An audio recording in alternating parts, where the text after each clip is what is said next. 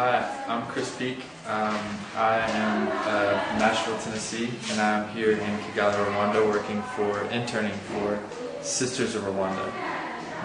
And what we do is we take in the most vulnerable women and give them economic opportunity, equality, and justice. And we're fighting for that on many different levels.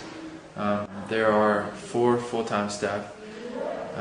Jared, who's the executive director, who is here in Kigali for most of the time. He's now in the States for a couple months doing some PR stuff. And then Aliyah, who is the country director here in Rwanda. And then Maggie, who is the Treasure Center manager.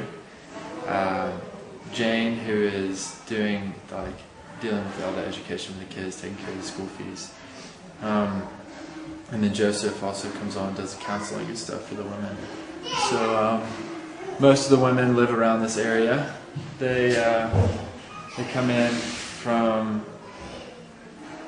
anywhere from this specific area is Chimirongo, and then there's Romera, and then there's Gashushu. I know some of them live there. They all take a motorcycle yeah, or a taxi? Most of them walk. Okay. Most of them walk. Most of them, and then the ones that are pretty far away take like a matatu. It's like 150 francs to get. So that's here. A taxi, basically Yes. Full of people, a little bus full of people. It's a VW bus. Nice. That is that somehow fits 20 people in it, and it's really comfortable, and you really get to know your partner. Yeah, really close. So, wear your deodorant. Yeah, this is kind of just the den area where visitors come and see. Sounds like there's a lot of people in the background. What's going on? Should we go check it out? Sure. Yeah, what we were doing here is just trying to help out with their budget, trying to figure out what they make, how much they make, where their money goes, and trying to encourage them to say, okay, if I need this much money every month, this is how many necklaces I need. Mm-hmm. I have 3 women that live here: Virginia, Monique, and Marta, and there's 6 children. What all happened was Joseph came from Kenya and just saw a need for these women to be loved. And these women come from really rough homes. Yeah, really rough homes. Most of them are former sex slaves, or come from abusive relationships, abusive families, anything like that. Okay. But in order to leave it, they've got to have something. They've got to have a job. They've got to find some income generating. They have to have a way out. They have to have another opportunity to make money, because yes, whether it was enough money or not, it was providing them with what they could take care of their kids with. So over the past 2 years, we've tried a number of different things. We've done embroidery, we've done sculpting, pot making stuff, done regular just stitching of clothes, and then starting in January, we started doing paper beads, which is you basically cut just any kind of paper in an angle, small angle, and start from the bottom and roll towards the small part. And you'll see that in a minute. And then you varnish them and varnish them twice, and then you make the necklace.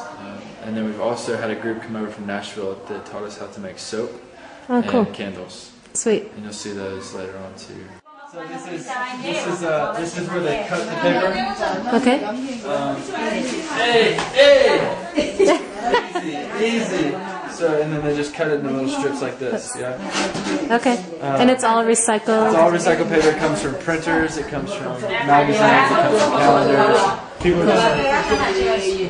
Okay, so this is Priska. Priska, she's kind of the teacher. She makes a ridiculous amount of necklaces. Hi, Priska. Bonjour. So she starts, as you can see, she starts rolling it. Then she glues the end, and then you just put it on top. Cool. Yeah? This is awesome. We're getting a demo right now. That's cool. Finished product. Let me find your hand here. Cool.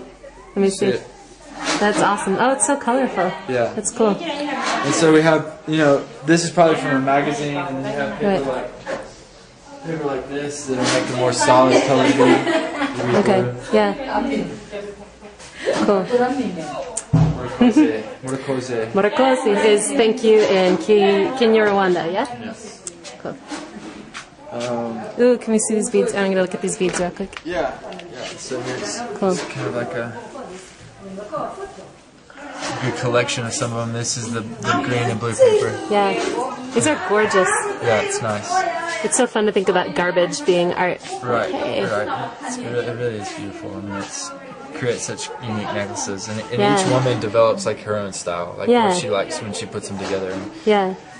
You did the big fat ones or the skinny ones or multicolored and it's or taken one about color. 3 months for them to kind of get the hang of like what a good bead, because some of them they'll be really long, and then like, I mean they're just kind of really hard to get. Like the small ones are really hard to get tight. Yeah. And the big ones, when you varnish the big ones, it's really hard to make sure they're full, and especially like this, when they're straight down like that. Which one? Like this one. Okay. It's hard to like make sure the varnish gets all the way through. Yep. Okay.